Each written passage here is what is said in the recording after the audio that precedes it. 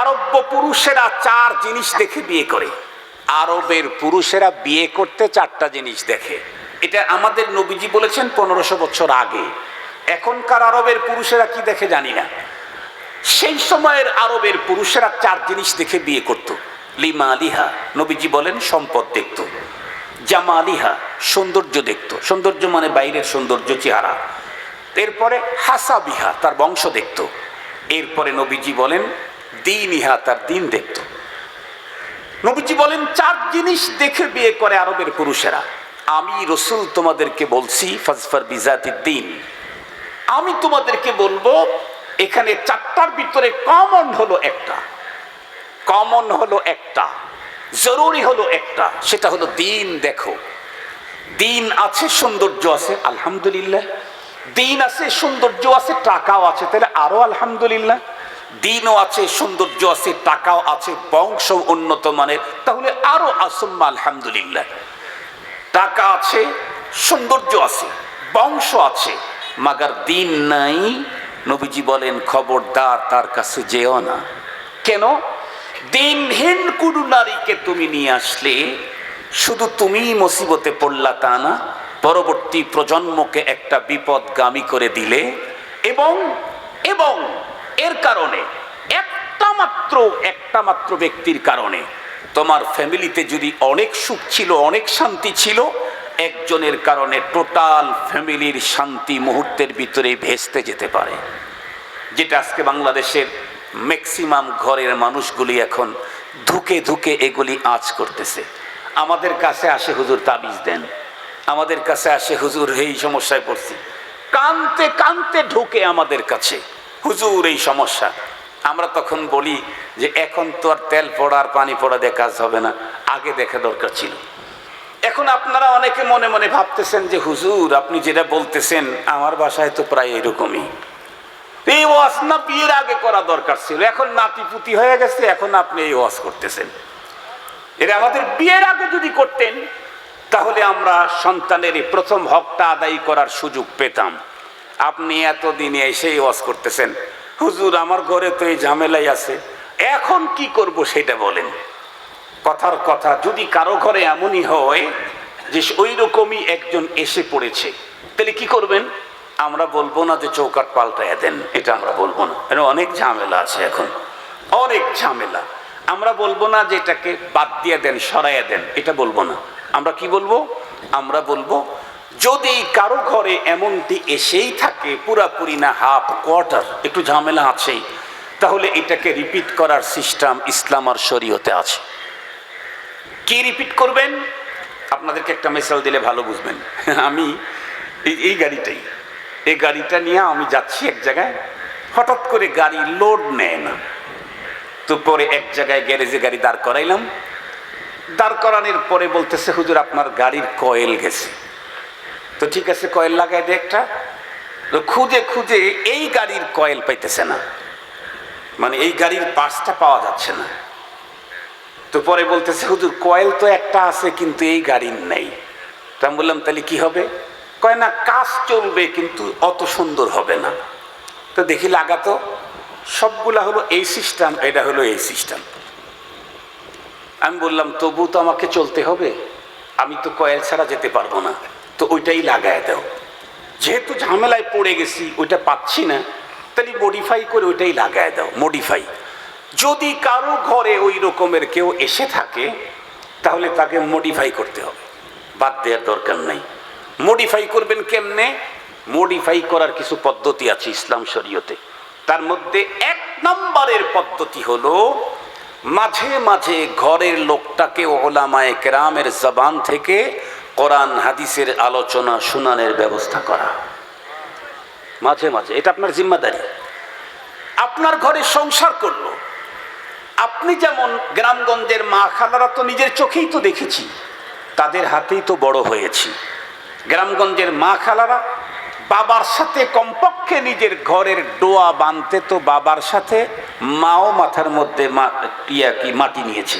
কথা বলেন আমাদের মা খালারা নেই নাই? বড় কষ্ট করেছে। আল্লাহ তাআলা ধীরে ধীরে ধীরে ধীরে দিন দিয়েছে, এখন অনেক আরাম, অনেক আল্লাহ তাআলা করেছেন। ওনাদের অনেক কষ্ট আছে, অনেক মেহনত আছে, আমরা যে রুজি রোজগার করি অনেক বড় কাজ করি, ওনারা ঘরের ভিতরে বসে একেবারে ছোট কাজ করেন এমনটি না। কথায় কথা মনে পড়ে গেল, না বলে পারি না। হাকিমুল উম্মত মুজাদ্দিদুল মিল্লাত শাহ আশরাফ আলী থানভী রহমতুল্লাহ আলাইহি উনি লিখছেন ওনার কিতাবে, রেফারেন্স সহ বলতেছি, এক আল্লাহর বান্দা কৃষক স্ত্রীকে খালি পিটে, খালি মারে, এই এটা হলো না, এই ওটা হলো না, এই ওটা হলো না। এখন তো মেয়েদের কাজ নাই, পেপার পত্রিকায় লেখছে অধিক সুখে মেয়েরা এখন অসুখ, অধিক সুখে এখন মেয়েরা অসুখ। আমাদের মা খালাদেরকে দেখেছি পানি কূপের থেকে উঠানো লাগছে, তাই না? তখন টিউবওয়েল বাড়ি বাড়িতে ছিল না। এরপরে আবার চৈত মাসে সব কূপে পানিও থাকতো না, আর এক বাড়ি থেকে নিয়ে আসা লাগতো। ওটা ভুলে গেছেন তো আপনারা, টেপ সাইডে দিয়ে কূপের কথা ভুলে গেছেন। মোহতারাম হাজিরিন, শুধু কি তাই, ম্যাক্সিমাম বাড়ি ছিল কাঁচা ঘর, ডোয়াগুলা মাজা লাগতো, লেপা লাগতো, এই কাজটা ওনারা করতেন। তখন এত উন্নত মানের ওয়াশিং পাউডার, এত উন্নত মানের সাবান এগুলি ছিল না। কি করা লাগতো, খার দিয়া কাঁথা পরিষ্কার করা লাগতো। মনে পড়ে কি আপনাদের? ভুলে যান নাই তো বেশি সুখে? এরপরে কি করা লাগতো, এই রাইস মিল যত্রতত্র ছিল না। এই 3 গ্রামের মানুষ এক জায়গায় রাইস মিলে চাউল ই করে নিয়ে আসা লাগতো। তখন বাড়া বাড়তো, ঢেকিতে চাউল মারাই কি ধান মারাই করে চাউল বের করে খাবারের ব্যবস্থা করত। এরপরে মরিচ বলেন, হলুদ বলেন, এগুলি তো নিজ হাতে পাতায় পেশা লাগতো। এরপরে জ্বালানির জন্য তখন গ্যাস তখন বাইরেও ছিল না, পেটেও ছিল না। কি বলেন আপনারা? গ্যাস তো বাইরেও ছিল না, পেটেও ছিল না। এত ট্যাবলেট খাওয়া লাগে নাই। এখন তো বাংলাদেশে মাটির নিচে আর কি গ্যাস, বাঙালির পেটে তার চাইতেও বেশি গ্যাস, এত বেশি গ্যাস। মোহতারাম হাজিরিন, এখন গরিবের ঘরে ভ্যান চালায়, তারপরেও দেখবেন সিলিন্ডার আছে, ঠিক বললাম? এখন ভাত পাকানোর জন্য রাইস কুকার, এরপরে মশলা পিসার জন্য ব্লেন্ডার, অনেক সুবিধা আছে। আমরা আমাদের মা ফুপিদেরকে যেটা দেখেছি অনেক কষ্ট করেছেন। তো ওই ভদ্রলোক তো তখনকার, তো এসে একটু খাবার দিতে দেরি হলে আঘাত করত। তো একদিন আল্লাহর বান্দি জোর করে বলছে যে তুমি আমাকে ভাবে আঘাত করো কেন, আমি তো কষ্ট করেই তোমার সবকিছু গুছাই। এই যে গরুগুলা ঠিক করা লাগে, এই যে ওর ময়লাগুলা পরিষ্কার করা লাগে, পানি দিতে হয় চারিতে, এরপরে রান্না করা লাগে, তাই একটু দেরি হয়েছে। তুমি কাজ করো, আমিও তো কাজ করি। ওই লোকটা তখন বেগে উঠে বলে, তুই কি কাজ করস? আগামীকালকে আমারটা তুই করবি, তোরটা আমি করব। বলে ফেলছে, তুই কি কাজ করস বাসায় থেকে? তোরই বলছে ঠিক আছে, আলহামদুলিল্লাহ আমি রাজি। পরের দিন আবার ওই আল্লাহর বান্দার কাজ ছিল হলো পাটের ক্ষেত নিড়ানি, পাটের ক্ষেত নিড়ানি। পরের দিন ওই আল্লাহর কৃষকের বান্দার কাজ, বলতেছে আজকে তুই ক্ষেত নিড়াবি। তো ঠিক উনি মহিলা মুস্কি মুস্কি হাসতেছেন। হাকিমুল উম্মত থানভী রহমতুল্লাহ লিখছেন যে পাট ক্ষেত নিড়ানি তো কিছু কিছু জানি, কিন্তু রান্না করা তো তুমি কিছুই জানো না। তো দেখা যাক আজকে কি হয়। বাচ্চাও 3-4টে আছে। এখন না স্লোগান উঠছে, 2টি সন্তানের অধিক নয়, একটি হলে। কথা বলেন না কেন? এখন স্লোগান হলো 2টি সন্তানের অধিক নয়, একটি হলে ভালো হয়। এই স্লোগান দিয়ে এখন কি হয়েছে তা জানেন? রব দিতে চাইলেন 3-4টা। আজকের দেশের শিক্ষিত লোকেরা স্লোগান শিখাইলো, কয় না 2টার বেশি না, একটা হলে ভালো হয়। রব্বুল আলামিন সিস্টেম করে দিলেন, ঠিক আছে তাহলে তোর দাও না আমার দাও না। কি এমনি কথার কথা বলতেছি, কই তুই তো 2টা চালি, একটা চাস, আমি কয়েকটা দিতে চাই। তুই যেহেতু নিতে চাস না, তাহলে তোরে 2টাও দিলাম না, 1.5টা দিলাম। 1.5টা বুঝলেন নাকি? একটা সুস্থ আর একটা প্রতিবন্ধী, অর্ধেক বুঝে আসছে এখন। 1.5টা বুঝে আসছে এখন। 3টা নিবি না, জ্বালা, তোরে 1.5টা দিলাম, একটা তো সুস্থ দিলাম আর একটা প্রতিবন্ধী দিলাম। এই এক প্রতিবন্ধীর পিছনে এমন মেহনত করবি, 10 বাচ্চা লালন করার কাজ একটাতেই 12টা বাজায় দেব। রব চাইলেন একটা, তুমি চাওয়ার একটা। রব দেখায় দিলেন। আজ আমাদের দাদি, আমাদের নানি, আমাদের মা চাচি, তারা তো ক্যালোরিযুক্ত খাবার পায় নাই। কই, তখন তো প্রতিবন্ধী এত ছিল না। এখন তো বাচ্চা হবার আগেই টেস্ট, এরপরে চেক, এরপরে চেক, এরপরে মেডিকেটেড খাবার, এরপরে আবার ডাক্তার দেখানো, এরপরে আবার সিজার, এরপরেও প্রতিবন্ধী কেন? এখন তো অনেক উন্নত খাবার, প্রতিবন্ধী কেন? রবের সাথে ভাব দেখাইলে তাদের অভাব কোনোদিন ফুরায় না, তাদের অভাব কখনোই ফুরায় না। তো তখন অনেকগুলি বাচ্চা ওই আল্লাহর বান্দার, আমি পাবনায় গেছি ওয়াজ করতে, তো এমপি সাহেবের বা ছেলে আসছে, এসে আমার সাথে সাক্ষাৎ করতেছে। আমি আগের থেকে চিনি, আমি জীবনের প্রথম সার্ভিস আমার পাবনাতে। তা আমি বললাম আপনার আব্বা কেমন আছে? ভালো আছে। আমি বললাম আপনারা জানি কয় ভাই বোন? কয় 8-9টা। তা আমি বললাম ও তাইলে এই ফ্যামিলি প্ল্যানের যত গল্প সব হুজুরদের ঘাড়ের উপরে চাপান, আপনারা না 9 জন? আপনার তো এমপি সাহেব মন্ত্রী আপনার বাবা ছিল, 9টা করছে, ফ্যামিলি প্ল্যানের লোক ওখানে যায় না? হাইসে দিছে উনি। তো আগে লোক বেশি, বাচ্চা কাচ্চা বেশি হইতো মোহতারাম হাজিরিন। এখন হয়েছে কি, সকালবেলায় এই মহিলা কাজ পাচনটা নিয়ে চলে গেছে পাট খেতে। তো যাই হোক কিছুটা তো পারছে, কিছুটা হলেও তো পারছে। এই আল্লাহর বান্দা গরুর চারিতে পানি দিবে, নাকি গরুটা বাইরে নিয়ে বাঁধবে, নাকি বাচ্চা যে ওইখানে একটা পায়খানা করছে ওইটা পরিষ্কার করবে, ওই যে ওইখানে একটা কাঁদতেছে পানির জন্য ওকে পানি দিবে, নাকি রান্নাই করবে? রান্না করা শুরু করছে তখন তো গ্যাস সিলিন্ডার না, ওই তো জাবা জুবা দিয়া রান্না।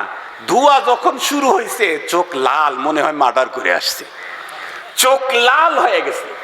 রান্না ভাত তো ভাত হয় নাই, খিচুড়িও হয় নাই, অর্ধেক সিদ্ধ হয়েছে অর্ধেক সিদ্ধ হয় নাই, তরকারির কাছেই যেতে পারে নাই। বাচ্চা দুইটা থাবড়ায় ওখানে কান ফাটায় দিয়ে রাখছে, গরু পিটাইতে পিটাইতে ঠ্যাং একটা ভেঙ্গে দিয়ে রাখছে। দুপুরের সময় আল্লাহর বান্দি ভাব নিয়ে আসছে, এসে বলে কই খাবার দাবার কই রেডি আছে তো? খাবার দাবার কই রেডি আছে তো? আল্লাহর বান্দা তখন ফেল ফেল করে স্ত্রীর চেহারার দিকে তাকায় বলে ওগো আসলে তুমিও অনেক কাজ করো, সরি, আর তোমাকে কোনোদিন বকা দিতে যাব না। তুমি যে এত কাজ করো, আমার তো একটা কাজ ছিল আজকে, সেটা হলো ক্ষেত নিড়ানি। তোমার কত কাজ, গরু ঠিক করো, এটা পরিষ্কার করো, ওটা পরিষ্কার করো, রান্না করো, সন্তানদেরকে দেখো, এই কাজ করে সেই কাজ করো। মা বোনদের অনেক কাজ। সঙ্গত কারণেই শুধু দুনিয়াতে সুখ দেওয়ার চেষ্টা করলেই হবে না। আমার ঘরে যেই স্ত্রী এসেছে সে যেন মরণের পরে কবরের জগতে সুখে থাকে, এই জন্য তাকে দিন শিখাবার জন্য, ধর্ম শিখাবার জন্য, ইসলামের উপরে চলার জন্য হক্কানি ওলামায়ে কেরামদের বয়ান মাঝে মাঝে শোনানোর ব্যবস্থা করতে হবে। মনে থাকবে তো ইনশাআল্লাহ? 1 নাম্বার। 2 নাম্বার, প্রত্যেকটি মুসলমানের ঘরে ঘরে এখন কিতাবি তালিম শুরু করে দিতে হবে, প্রত্যেকটি মুসলমানের ঘরে ঘরে। আপনারা জানেন এই পৃথিবীতে করোনা ভাইরাস নামে কোনো ভাইরাস অতীতে ছিল না। ভাইরাস যখন আসলো সরকার তখন বাধ্য করলো টিকা নেওয়া ছাড়া কেউ চলবে না, সবাইকে টিকা নিতে হবে। কেন? ভাইরাস যেহেতু প্রতিটি গ্রামে গঞ্জে সব জায়গায় ঢুকে পড়েছে, এই জন্য আত্মরক্ষার জন্য টিকা এখন বাধ্যতামূলক। একটা সময় আমাদের দেশে নাস্তিকতার এত উত্তাপ ছিল না, একটা সময় আমার দেশে উলঙ্গপনার এত উত্তাপ ছিল না, একটা সময় আমার দেশে ধর্মহীনতার এত উত্তাপ ছিল না। একটা সময় তো দেখেছি আমাদের বাংলাদেশের হুজুরেরা অনেক বক্তব্য দিতেন, কারো বক্তব্যের উপরে কখনোই কেউ আলোকপাত করা, এটাকে ধরা, এ নিয়ে অ্যাকশনে যাওয়া তা আমরা কখনো দেখি নাই।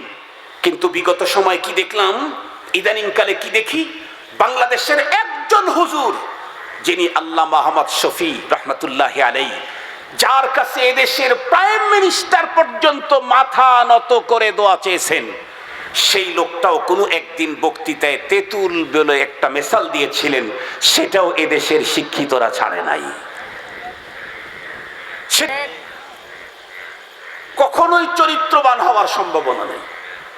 মুহতারাম হাজরিন, এই জন্যে সন্তানের প্রথম হক, সন্তানের জন্য একটা দিনদার পরহেজগার সতী সাধুরী চরিত্রবতী মাকে সিলেকশন করতে হবে।